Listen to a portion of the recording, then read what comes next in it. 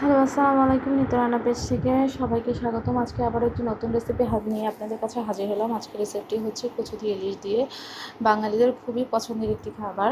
তো রান্নার শুরুতেই প্রথমে আমি ইলিশ মাছগুলোকে ভেজে রেখেছিলাম এবং কচুটাকেও ভেজে রেখেছিলাম হালকা হলুদ দিয়ে।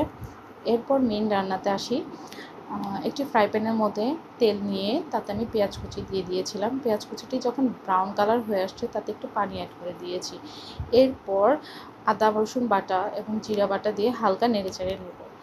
এখন এতে হলুদের গুঁড়া, মরিচের গুঁড়া এবং স্বাদমতো লবণ দিয়ে দিব।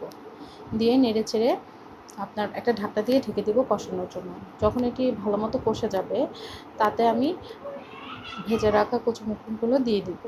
তারপর নেড়েচেড়ে সামান্য পানি দিয়ে কচুমুখগুলোকে সিদ্ধ করার জন্য ঢাকনা দিয়ে ঢেকে দিব।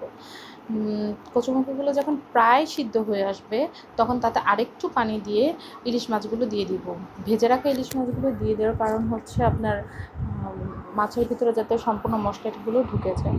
এরপর ঢাকনা দিয়ে ঢেকে দিব। তারপর হয়ে আসলে তাতে আপনার ধনেপাতা কুচি এবং কাঁচামরিচ কুচি দিয়ে 5 মিনিটের জন্য রেখে দেব।